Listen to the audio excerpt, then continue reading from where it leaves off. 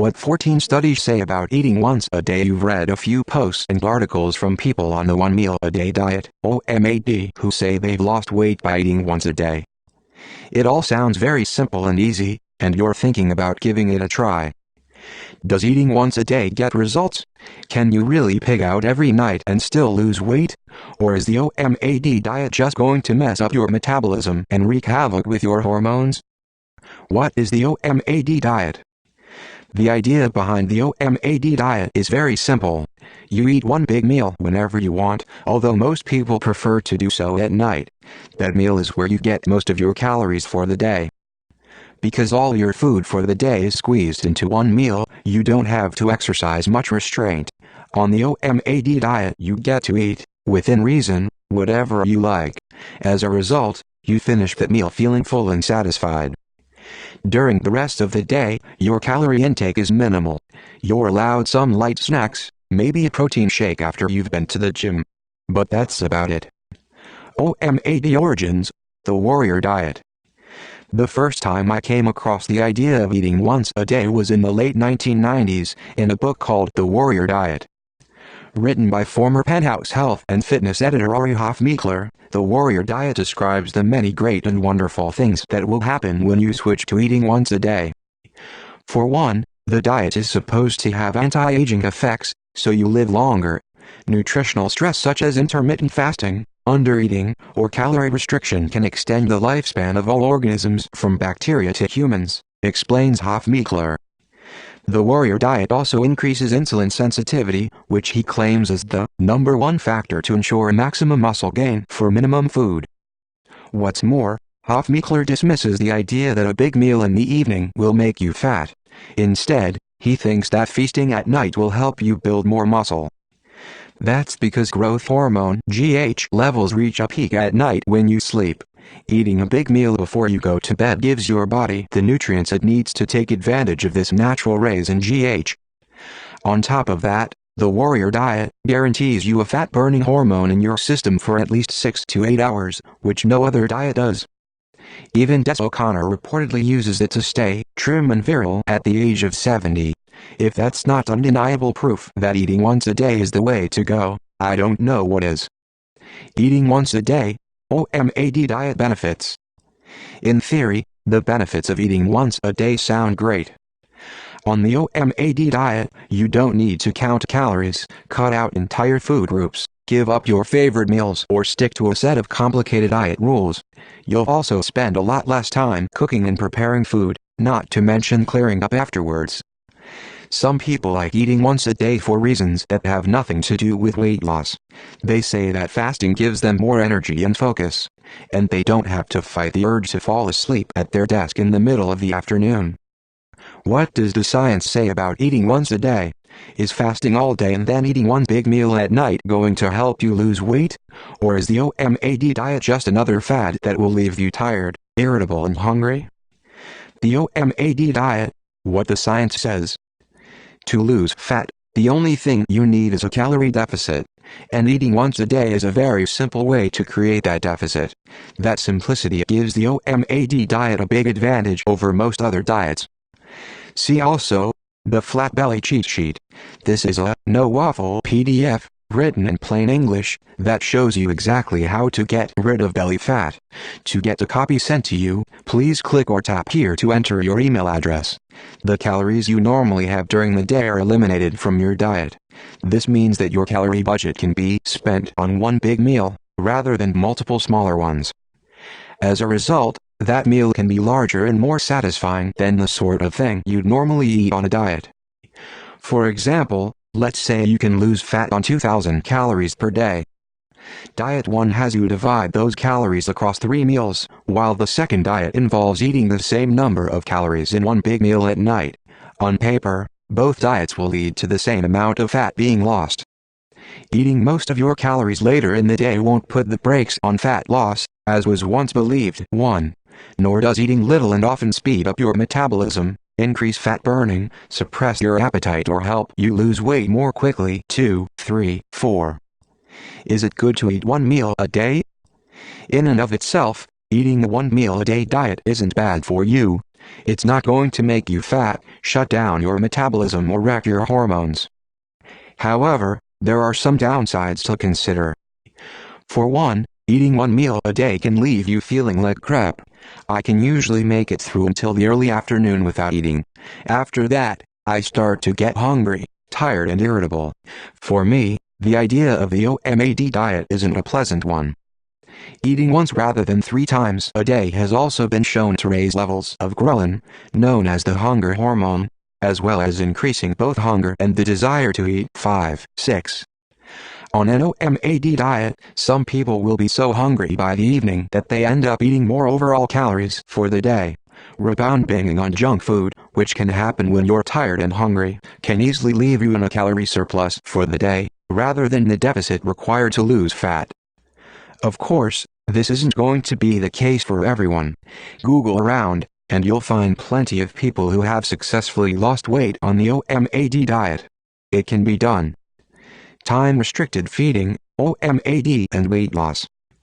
You don't need to cut down to 1 meal a day to get the benefits of fasting. Studies show that simply limiting the period of time in which you consume food can have very similar benefits. What exactly do I mean by this? Let's say your first meal of the day is at 7 a.m., and your last meal of the day is at 9 p.m. In this case, your feeding window lasts 14 hours.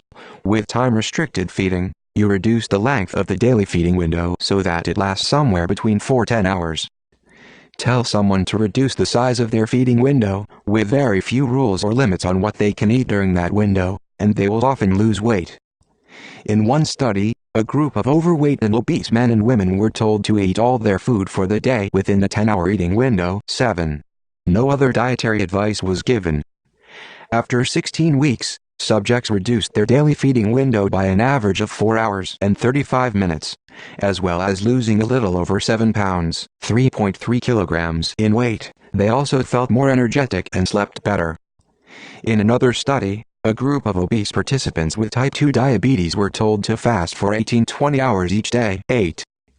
During the feeding window, participants could eat whatever they chose, but were encouraged to include at least 1/3 plate of protein to help fill them up. After 2 weeks of fasting, the average amount of weight lost was 3 pounds, 1.4 kilograms. What's more, 6 out of 10 participants said they would continue with fasting after the study was over, in a full or modified capacity. Dodging the mid-afternoon slump. One of the other claims made about eating once a day is that it boosts your energy levels and makes you more productive. Fasting is supposed to give you an amazing surge of energy that lasts the entire day. Back in the day when I used to work in an office, I would always get very tired after lunch. My energy levels would take a dive, my productivity went down the drain, and I was practically falling asleep at my desk. In fact, there were numerous occasions where I did end up nodding off. However, not everyone is affected to the same extent. Some people say they don't feel the dip at all. Others will nip off to their parked cars and have a quick snooze, simply because they can't fight off the urge to close their eyes. What's more, getting tired in the afternoon appears to be part of your natural circadian rhythm, and can occur even when you don't eat lunch. From a paper published in the journal Clinics in Sports Medicine, 14. Although it does not occur in all individuals and all measures, the notion of a post-lunch dip in performance is a real phenomenon that can occur even when the individual has had no lunch and is unaware of time of day. This phenomenon is related to an innate human propensity for sleep during the early afternoon hours. The post-lunch dip has its roots in our biology, and may be linked to the size of the 12-hour harmonic in our circadian rhythms. It is certainly exacerbated by a high-carbohydrate lunch, and may be more likely to occur in extreme morning-type individuals. In other words, a heavy lunch may make the post-lunch dip worse. But that doesn't mean fasting is the only way to avoid it. A light protein-rich lunch may do the job just as well. That said, there is some research out there to show that fasting can increase your energy levels and make you more alert. In one of the trials I mentioned earlier, subjects who were restricted to a 10-hour feeding window did report feeling more energetic. 7.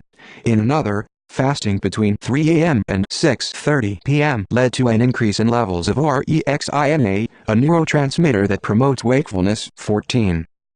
Eating once a day in muscle growth.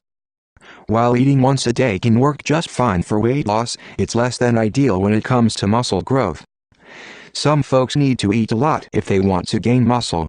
If you're supposed to be eating upwards of 4,000 calories per day, it's difficult to squeeze all those calories into a single meal. Unless you have a huge appetite, you're better off getting those calories from 4-6 smaller meals.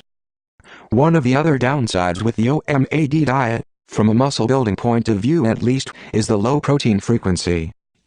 There is research to suggest that spreading your protein intake evenly throughout the day does a better job at increasing muscle protein synthesis, a key driving force behind muscle growth, compared to the same amount of protein squeezed into a smaller number of larger meals, 9, 10.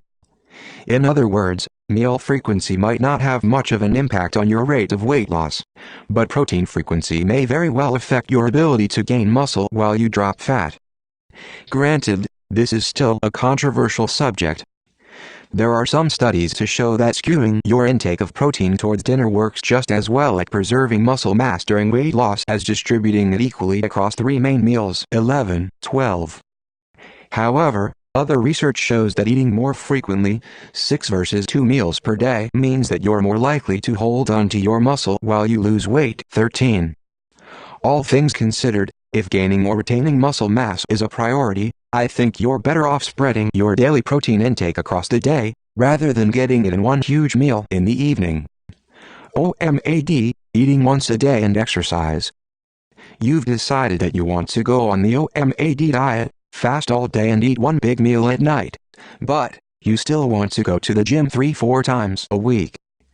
Does eating once a day mean that exercising is out of the question, or can you do both and still see good results? Let's say that you go to the gym first thing in the morning and lift weights for 30 to 40 minutes. If you eat one big meal at night, finishing your workout at 8 a.m. means that you've still got another 10 hours or so before it's time to eat. That's far from ideal if building muscle is your main goal.